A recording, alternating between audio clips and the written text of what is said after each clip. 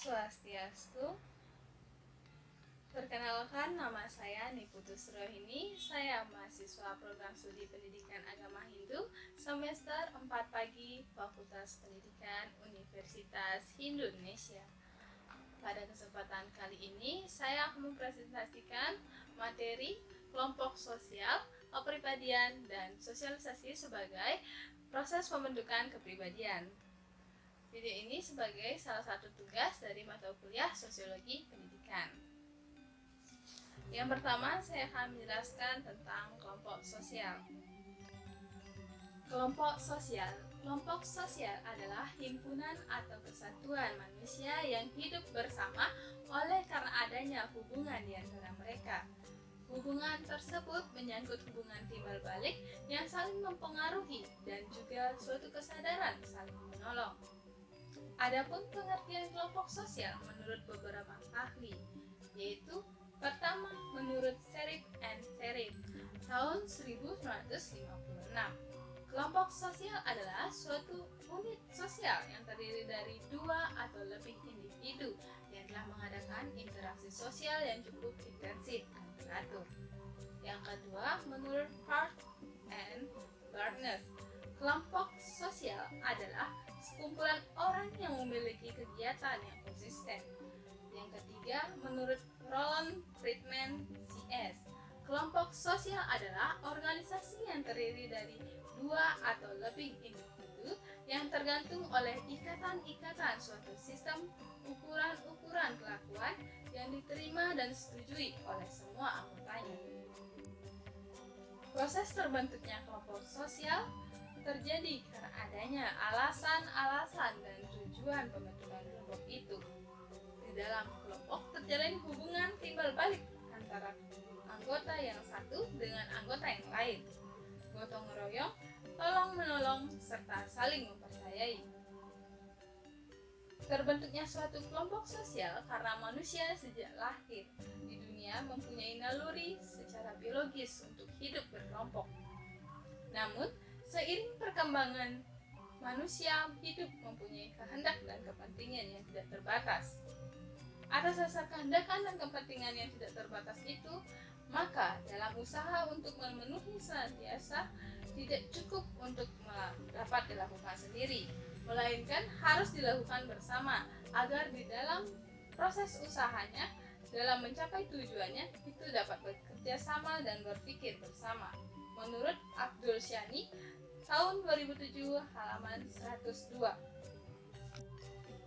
Terdapat beberapa syarat dalam terbentuknya kelompok sosial. Menurut Sukanto tahun 2002 halaman 115 dalam Basrowi tahun 2005 halaman 49 mengemukakan beberapa persyaratan sebuah kelompok sosial, yaitu pertama, setiap anggota kelompok harus sadar bahwa dia merupakan sebagian dari kelompok yang bersangkutan. Kedua, adanya hubungan timbal balik antara anggota yang satu dengan anggota yang lain. Ketiga, ada satu faktor yang dimiliki bersama, sehingga hubungan antara mereka semakin erat. Faktor nasib yang sama, ideologi politik yang sama, dan lain-lain. Keempat, berstruktur, berkaidah, dan mempunyai pola pikir. Yang kelima, bersistem dan berproses. Proses yang berlangsung dalam kelompok sosial adalah proses sosialisasi. Menurut Bartles tahun 1968 halaman 172 menyatakan bahwa proses sosialisasi adalah proses yang membantu individu dalam kelompok melalui belajar dan penyesuaian diri. Bagaimana cara hidup dan berpikir kelompoknya agar ia dapat berperan serta berfungsi bagi kelompoknya. Berdasarkan pengalaman dalam kelompok, manusia memiliki sistem tingkah laku yang dipengaruhi oleh watak pribadinya. Sistem perilaku ini akan membantu pembentukan suatu sikap. Remaja sering sekali membangun interaksi sesama teman sedayanya dengan membentuk semacam geng. Kelompok atau geng dapat tercipta di lingkungan sekolah, sebab sebagian besar waktu siswa dihabiskan di lingkungan sekolah. Menurut Harlock, tahun 2002, halaman 215, membagi pengelompokan sosial remaja dalam beberapa kategori. Di antaranya, pertama, teman dekat. Remaja biasanya mempunyai 2 atau 3 orang teman dekat. Teman dekat ini biasanya terbentuk antara anak dengan jenis kelamin yang sama. Yang kedua, kelompok kecil. Biasanya terdiri dari kelompok-kelompok teman dekat. Pada mulanya terdiri dari teman yang sesama jenis, tetapi kemudian meliputi teman yang berlain jenis.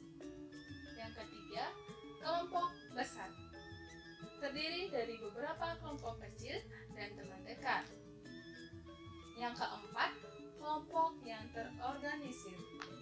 Kelompok yang dibina oleh kelompok dewasa dan dibentuk oleh sekolah atau organisasi masyarakat. Yang kelima, kelompok geng. Remaja yang tidak termasuk dalam kelompok besar dan merasa tidak puas dengan kelompok organisasi mungkin akan mengikuti kelompok geng. Anggota geng biasanya terdiri dari anak-anak berjenis kelamin yang sama dan minat utama mereka adalah untuk menghadapi penolakan teman-teman melalui perilaku antisosial. Terdapat ciri-ciri dalam sebuah kelompok sosial menurut Gillingham tahun 2000 halaman 88, yaitu pertama, motif yang sama antara anggota kelompok. Kedua, reaksi-reaksi dan kecakapan yang berlainan antara anggota kelompok. Yang ketiga, penegasan struktur kelompok. Keempat, penegasan norma kelompok. Selanjutnya, tipe-tipe kelompok sosial. Tipe-tipe kelompok sosial dapat diklasifikasi dari beberapa sudut atau berbagai kriteria atau ukuran. Pertama, jumlah anggota. Kedua, derajat interaksi sosial. Ketiga, kepentingan dan wilayah. Keempat, berlangsungnya suatu kepentingan.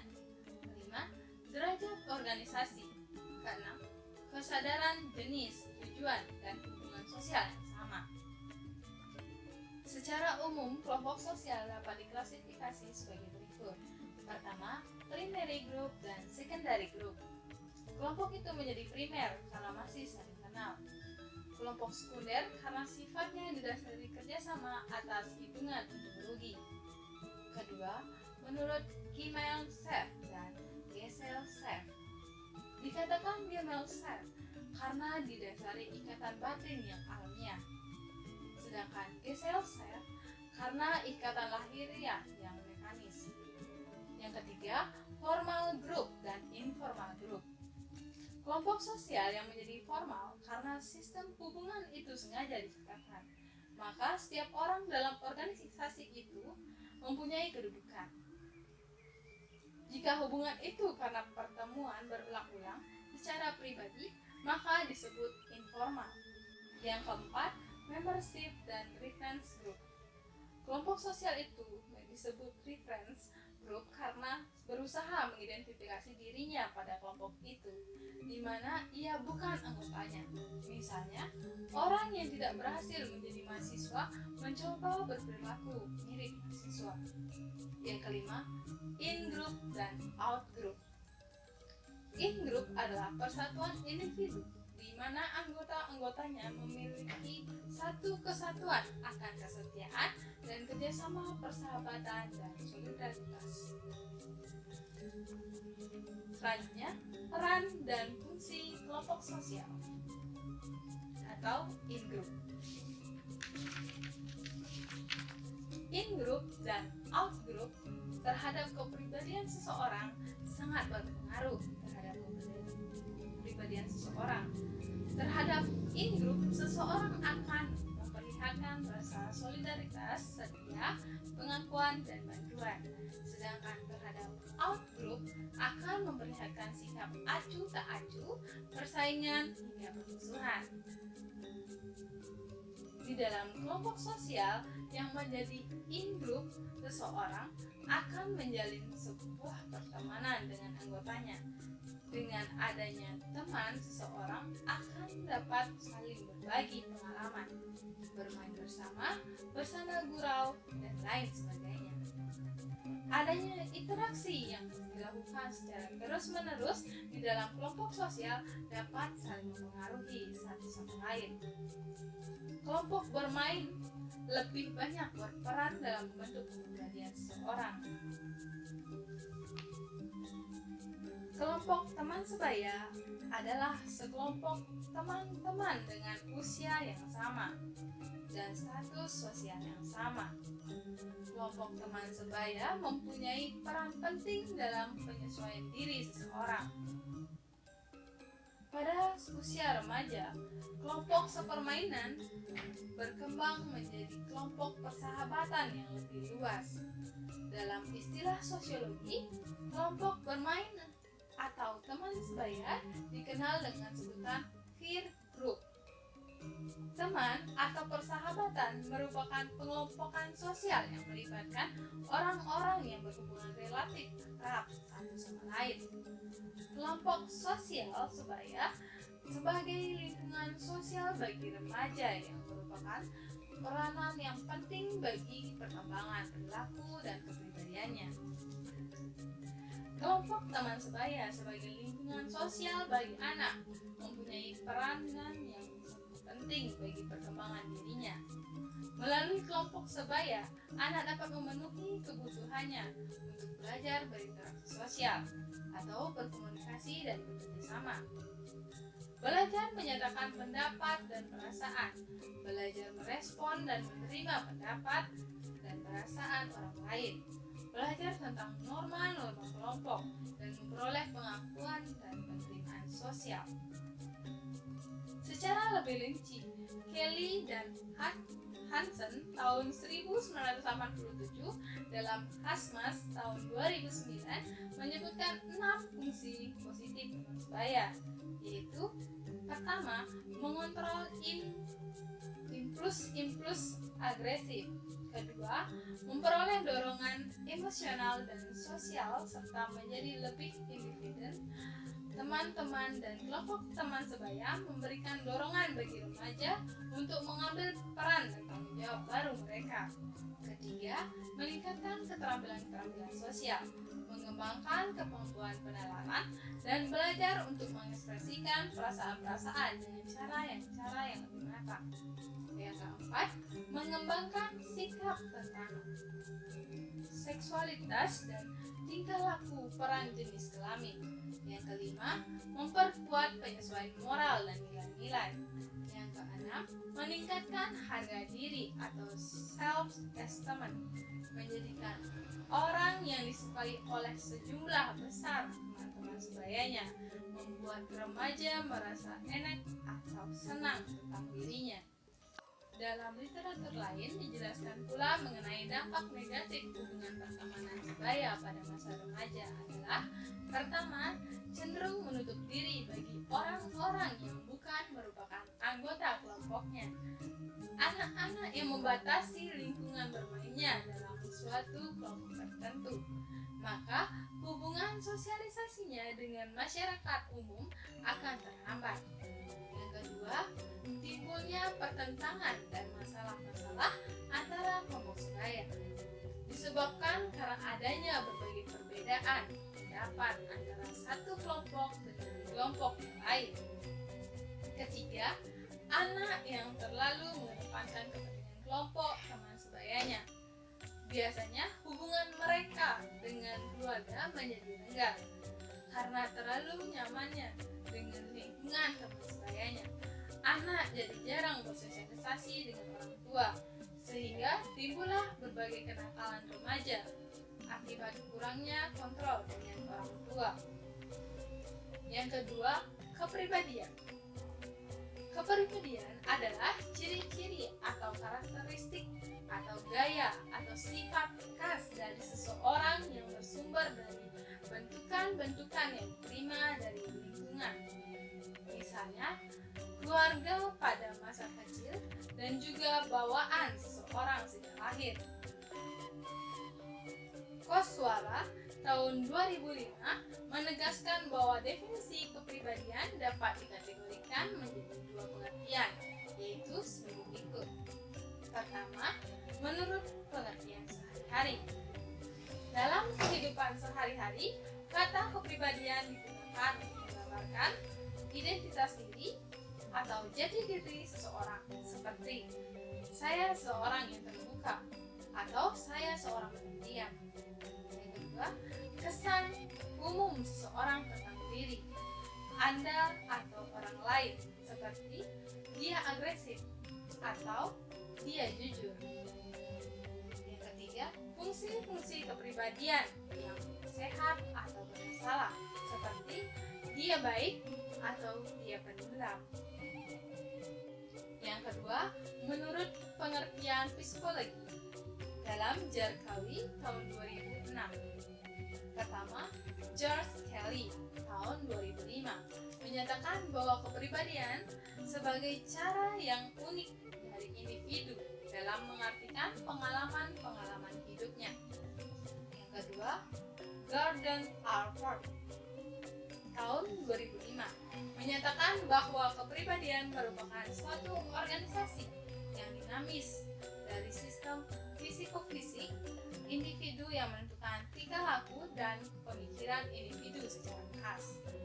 Yang ketiga, Sigmund Freud tahun 2005 menyatakan bahwa kepribadian merupakan suatu struktur yang terdiri dari 3 sistem, yakni ID, ego, dan superego. Yang keempat, menurut Schaeffer dan Lin tahun 1998 menyatakan kepribadian adalah keseluruhan pola sikap, kebutuhan, ciri khas, dan perilaku seseorang. Berdasarkan pendapat tersebut, kepribadian secara sederhana dapat diartikan sebagai ciri-ciri atau karakteristik atau sifat-sifat khas suatu individu yang bersumber dari bentukan yang diterima sebagai hasil proses sosialisasi terhadap lingkungan di sekitarnya, misalnya keluarga, teman bermain, dan sebagainya. Karakteristik kepribadian. Salah satu kunci dari definisi kepribadian adalah penyesuaian. Dalam upaya memenuhi kebutuhan atau memecahkan masalah yang dihadapi, ternyata tidak semua individu mampu menampilkan secara wajar, normal, atau sehat. Kepribadian memiliki ciri-ciri tertentu. Pertama, ciri-ciri kepribadian yang sehat. Menurut Yusuf tahun 2011. Pertama, mampu menilai diri sendiri, mampu menilai situasi secara realistis, mampu menilai prestasi yang diperoleh secara realistis, menerima tanggung jawab, kemandirian, dapat mengontrol emosi, berorientasi tujuan, berorientasi keluar, memiliki penerimaan sosial yang bagus, memiliki filsafat hidup, dan bahagia. Yang kedua, ciri-ciri kepribadian yang sehat. Mudah marah atau tersinggung, menunjukkan kekhawatiran dan kecemasan, sering merasa tertekan atau stres atau depresi, bersikap kejam atau senang mengganggu orang lain yang usianya lebih muda atau terhadap binatang, tidak mampu menghindari dan dari perilaku menyimpang meskipun sudah diperingati, memiliki kebiasaan berbohong, hiperaktif, bersifat memusuhi semua bentuk otoritas, senang mengkritik atau mencemooh orang lain, kurang memiliki tanggung jawab, sering mengalami pusing, pesimis dalam menghadapi kehidupan, dan kurang bergairah dalam menjalani kehidupan. Kepribadian memberikan watak yang pas bagi individu dalam kehidupan sehari-hari. Kepribadian bukanlah perilaku, namun kepribadian yang membentuk perilaku manusia, sehingga dapat dilihat dari cara berpikir, berbicara, dan berperilaku. Ada 5 faktor besar kepribadian. yaitu pertama, keterbukaan terhadap pengalaman, kedua, kesadaran, ketiga, ekstraversi, keempat, agreeableness dan neuritis. Kelima faktor tersebut disingkat ke dalam akronim OCEAN. Faktor-faktor yang mempengaruhi kepribadian. Menurut Yusuf, tahun 2004 menyatakan bahwa kepribadian dipengaruhi oleh beberapa faktor, baik hereditas atau pembawaan maupun lingkungan, seperti fisik, sosial, kebudayaan, spiritual.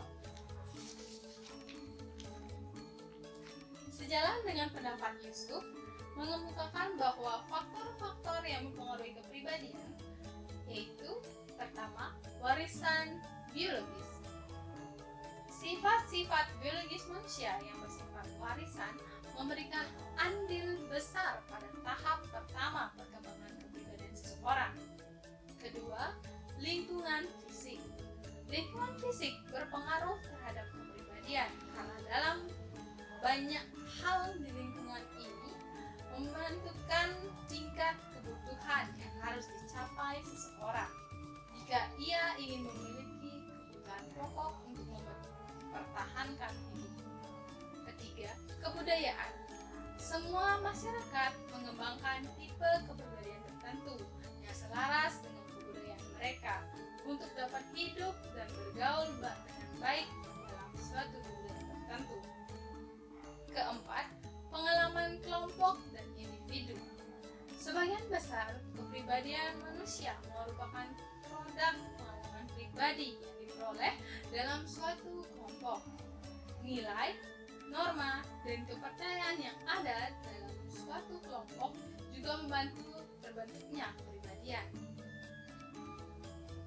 Yang ketiga, materi yang ketiga, sosialisasi sebagai proses terbentuknya kepribadian.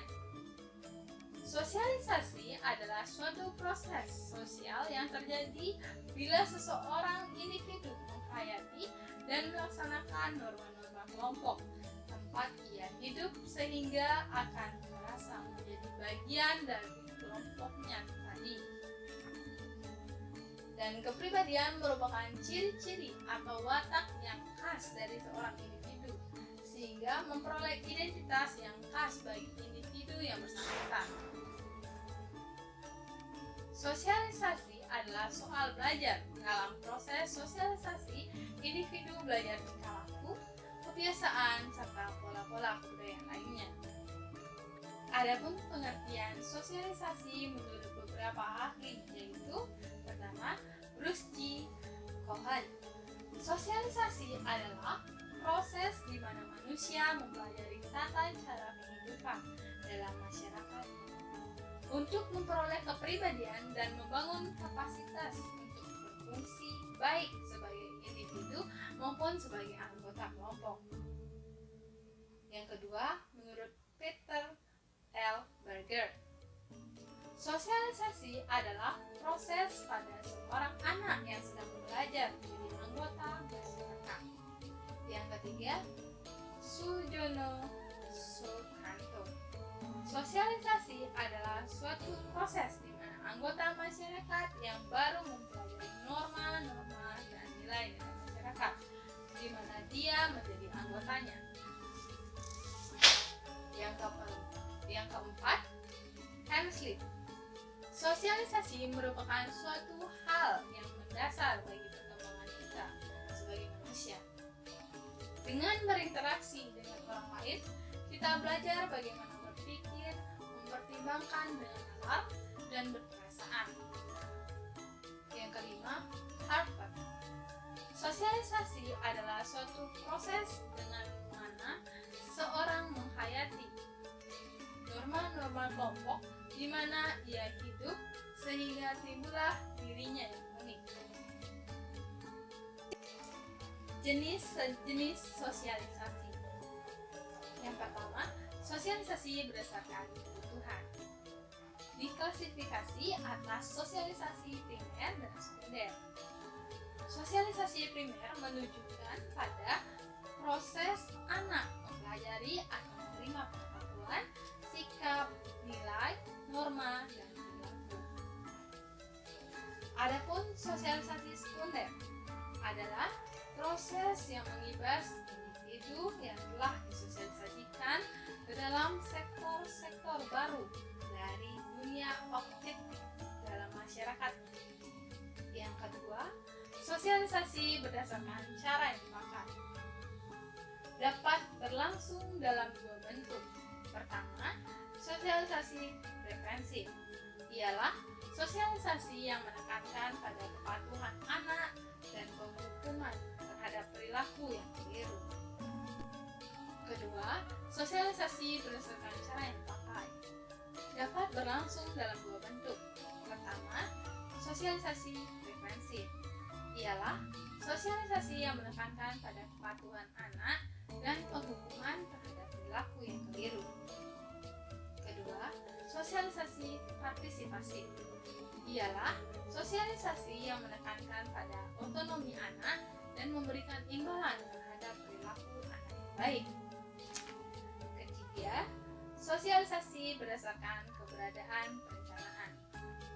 Berdasarkan keberadaan perencanaan, sosialisasi dapat mengambil bentuk sosialisasi berdasarkan perencanaan dan tanpa perencanaan.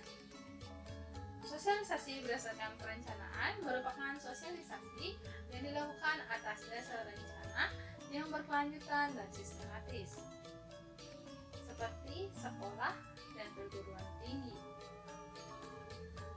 Adapun sosialisasi tanpa perencanaan terjadi dalam suatu proses interaksi dalam masyarakat, misalnya dalam keluarga, kelompok teman sebaya, ataupun lingkungan tempat tinggal. Selanjutnya, agen sosialisasi. Agen sosialisasi adalah pihak yang melaksanakan sosialisasi. Menurut James Botts dalam Wartiyat Moko tahun 2009 mengidentifikasi 4 agen sosialisasi utama, yaitu pertama, keluarga. Dalam keluarga, terutama orang tua, sangat penting bagi anak. Sang anak sangat bergantung pada orang tua, dan apa yang terjadi antara anggota keluarga dengan anak pada tahap ini jarang diketahui oleh orang luar. Kedua, sistem pendidikan formal. Pendidikan formal mempersiapkan untuk penguasaan pendidikan baru. Yang ketiga, media massa. Media massa terdiri dari media cetak dan elektronik. Media massa diidentifikasi sebagai satu agen sosialisasi yang berpengaruh pula terhadap perilaku khayalannya. Yang keempat, teman bermain. Kelompok teman sebaya sebagai lingkungan sosial bagi remaja atau siswa mempunyai peranan yang cukup penting bagi perkembangan kepribadiannya. Selanjutnya, fungsi nilai sosial dalam proses sosialisasi. Ada beberapa fungsi nilai sosial dalam proses sosialisasi, yaitu pertama, sebagai pendorong. Nilai sosial yang berfungsi sebagai pendorong adalah nilai-nilai yang berkaitan dengan cita-cita dan harapan. Yang kedua, sebagai penunjuk arah. Nilai sosial mempengaruhi cara berpikir, berperasaan, bertindak, dan menjadi panduan dalam menentukan pilihan sebagai alat pengawas. Yang ketiga, sebagai alat solidaritas. Solidaritas dalam kelompok atau masyarakat akan terjaga dengan adanya nilai sosial. Yang keempat, sebagai benteng perlindungan, artinya dapat menjaga stabilitas budaya dalam suatu kelompok maupun masyarakat yang bersangkutan. Melalui sosialisasi, individu berkembang menjadi suatu makhluk pribadi maupun makhluk sosial. Sebagai makhluk pribadi, kepribadian yang tumbuh merupakan kesatuan dari sifat-sifat individu yang berkembang melalui proses sosialisasi. Dalam proses sosialisasi tersebut, Tiap-tiap individu maupun kelompok selalu berpegangan dan berpedoman pada nilai-nilai dan norma-norma sosial yang berlaku di sekitarnya.